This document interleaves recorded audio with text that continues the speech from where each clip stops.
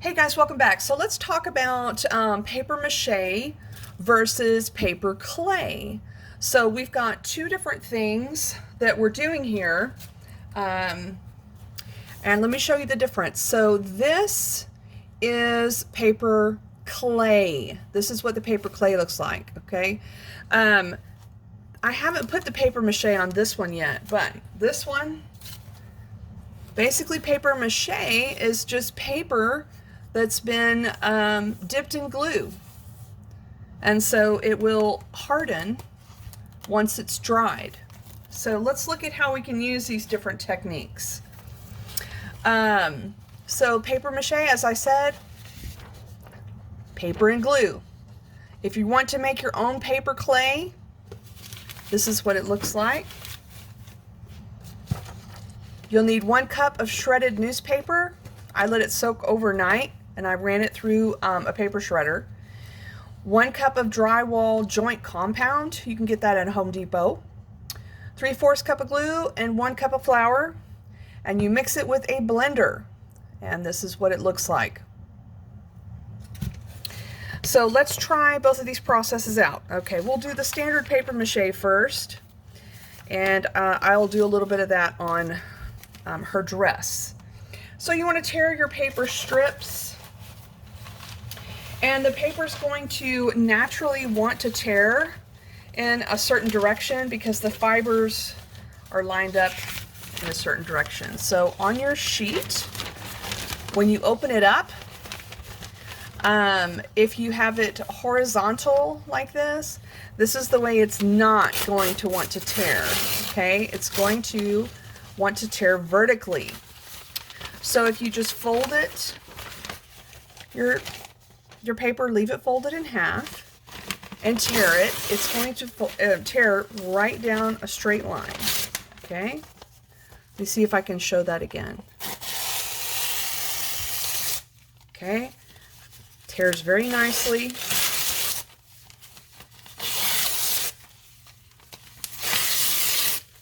All right, and so then I usually also tear those. So you want a piece about like that, or these are usually folded, so about like that. All right, so then you're going to find a flat open container and pour in your glue or your paste. You can use regular Elmer's glue. Just mix it with a little bit of water. Not a lot, just a little bit. I think they said 1 part water to 3 parts glue.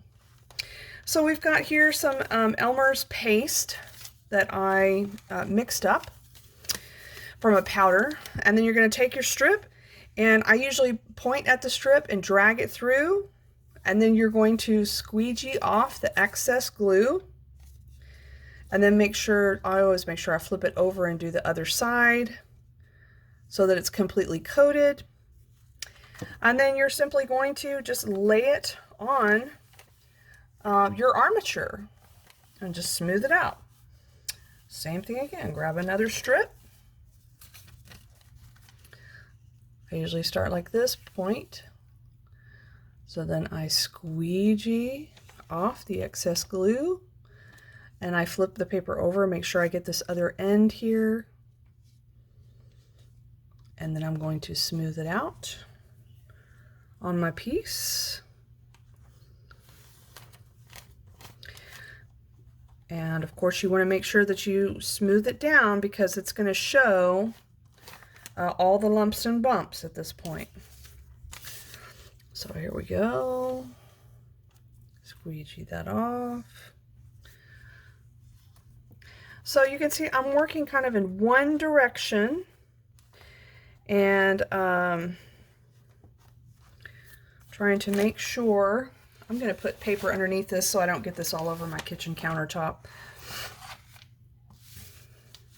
Okay, and I'm going to go ahead and flip her over so I can do the back. So here we go. Squeegee that. Make sure I get all the excess off. Okay. Smoothing it out.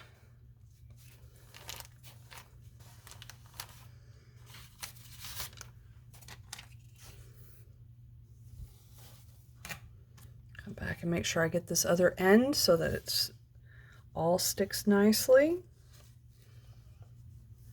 Smooth it down.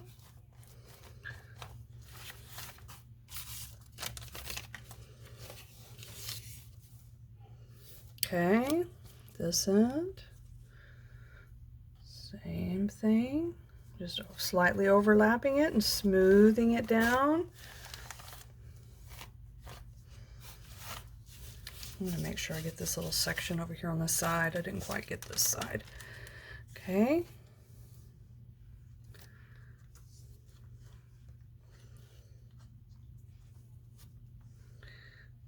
There we go, smoothing that down. Do this other side over here. Run it through the glue, squeegee it, wipe the excess glue off on the edge. Make sure I got this side. Oh yeah, I missed this side right here. Get this side. Smooth it down. Okay. So whatever shape you're seeing and whatever imperfections you're seeing at this point, that's probably going to remain there. And then, you know, we'll do a little bit of sanding after this is all dry, but you need to try to shape it now. So let's say, you know, I want to make sure that this, you know, bump isn't sticking out too much. So I need to make sure when I lay this over, you know, that I smooth it so that that bump doesn't show. All right. And I'll smooth this back around that way. And if you do want it to show, then kind of press, use your finger to press into that design. So we'll see if I can show you. So I have her spine here. Let's do it there. So I'll have this little piece that I'm going to do, and I'm going to put it over her back here, and I want to press down, push my nails down in there to show that part of her spine, okay, and then show this part of her dress. All right, so you see how that's how I'm forcing it or making that part show up. Okay, so if you're worried about a bump showing, just try to smooth over it as much as you can. And then of course you can add details like I did with the other doll that I'm working on. I added a lot of details to her dress by taking the paper with the glue and folding it to make it have a little bit more thickness. Okay, and then you could add, I could do a little V and add a little collar on her shirt here. Okay, and that'll be a little detail that stands out. So when you come back to paint it, you'll see that little piece. Okay. So once you've gone kind of in one direction, then you need to let it dry, but then you want to go back and do another layer in the opposite direction. So our first strips went this way. Let's do our next strips going this direction, okay, so that it will be strong. So I'm just going to do one to show you as an example, and then I'm going to work on the paper clay. So I'm just going to lay it across here and smooth it around. You know, make sure it's all smoothed around. Okay, let's look at the paper clay. So I'm going to move this aside. Hold on just a second. This is the container of the newspaper that I shredded. So I've have it soaking in the water, and I have a cup there so I can get it out to make more paper clay. So here is the mixture after it's all whipped together with the blender. So it's pretty sticky. You can add more flour to it to get it a little bit thicker. So here's my doll that I worked on with you. I'm going to put some on her head. So you just dip your finger in. It reminds me of oatmeal. I'm going to just kind of smooth it on to her head, kind of filling in the bumps, or excuse me, the gaps, trying to fill in the gaps. It does not take a lot. You know, when I'm just smoothing over.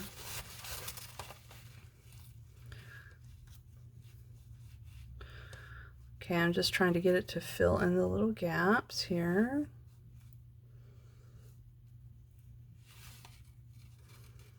Okay.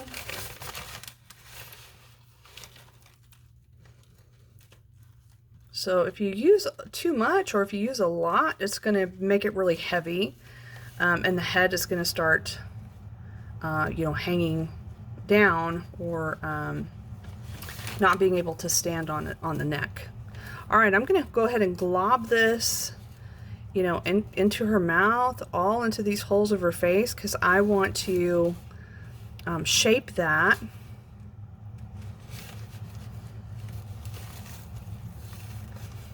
I'm going to put some here. That was too much. Put some here across her jaw.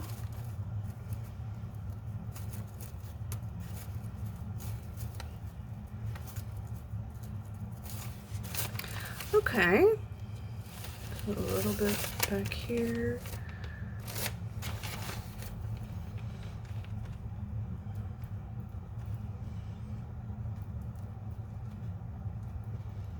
So you can see it's not very smooth at this moment, but I'm going to show you a little trick that I discovered to make it smooth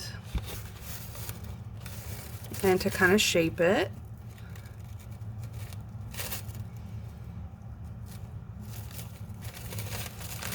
Alright, so this is kind of what it looks like for step one when you apply the paper clay.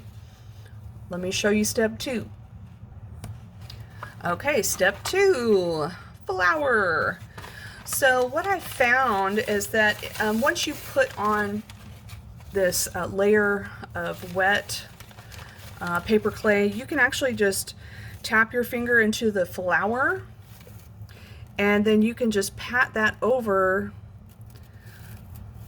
the clay and it will smooth it out.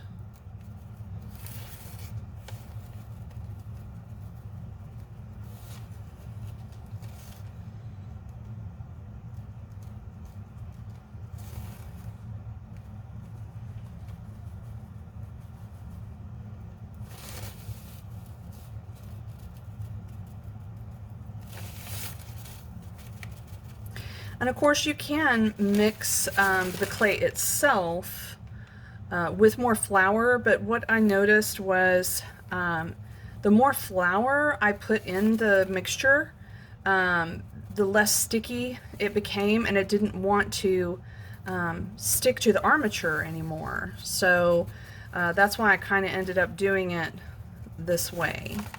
But you certainly can add more flour to the mixture on the recipe to make it as thick as you want. I just didn't want to I didn't want to burn up my blender or my my mixer, and I wanted it to be a little bit more versatile. Okay, so let me show you right now. This is where I filled in these gaps, right? So I've got a lot of flour on my finger, and I'm just going to poke in to make her eye. See how I did that? And so it won't stick to my finger because I've got the flour on it, and it'll make the indentation for her eye. And you could do the same thing for the mouth if you want her mouth to be open. And then if you want to shape her nose a little bit more, you could do that too. And let's say that, you know, this bump right here is really bothering me and I want to do something about that. So let me show you what it looks like if you add, let's see, let me just lay her right here. So let me get some of this. I'm going to put it in my palm. I'm going to put flour with it and mix it up.